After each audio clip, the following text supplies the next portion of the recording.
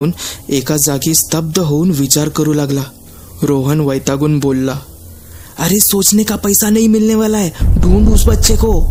मी खाली बघतो, तू वरच्या मजल्यावर चेक कर।